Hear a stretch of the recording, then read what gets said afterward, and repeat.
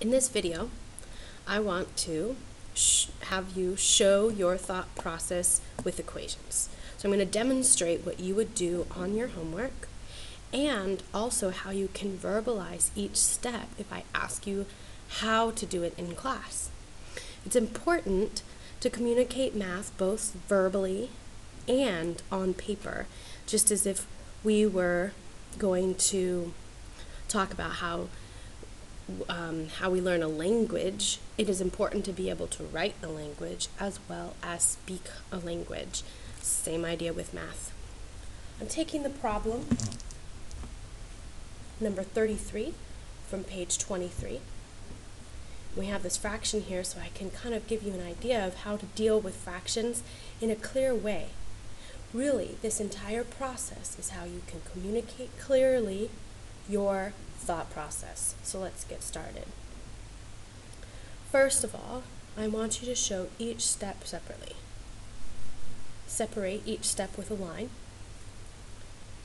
Since I did that line a little bit down there, I'm going to just go to the next line so that I don't try to squish everything. Now, next step, subtract 2x on both sides. That's how you would say it. So let's go back verbalizing it. This you would say add 1 to both sides, subtract 2x on both sides. Once again, the line.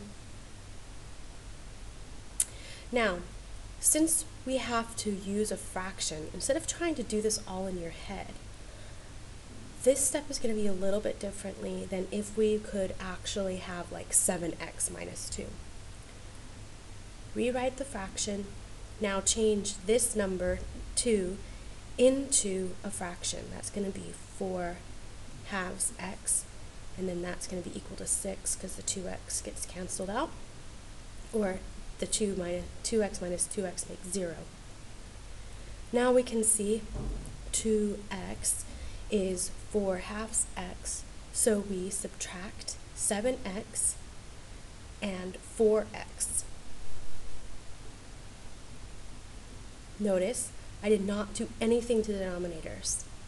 We're saying that if we have 7 halves x and 4 halves of x, we take this 4 halves x from the 7 halves, we are left with 3 halves of x. Finally, to show multiplication on both sides, use your parentheses as your grouping symbols. And when you want to clear a fraction from a variable, you want to make 1, which means you have to multiply by the reciprocal.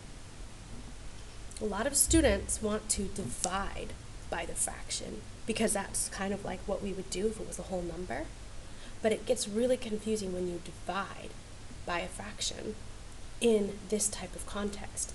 Because when you divide by a fraction, you're just going to have to multiply by the reciprocal the next step. So we kind of skip that thought process so that our work is clearer.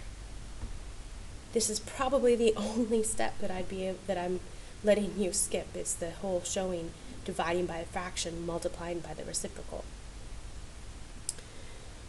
So remember, this side makes 1, and then this side we want to multiply the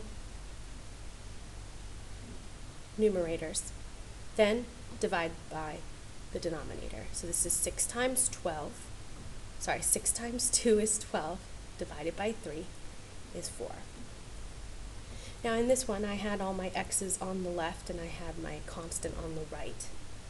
I have my variable on the left and my answer for the variable, or the solution for the variable, on the right. I want you guys to always show your variables on the left, and I'll show you the significance of it with inequalities. It kind of makes a little bit more sense with inequalities. But yeah, forgot to draw my lines. Okay, so now we can see that each step separated by lines.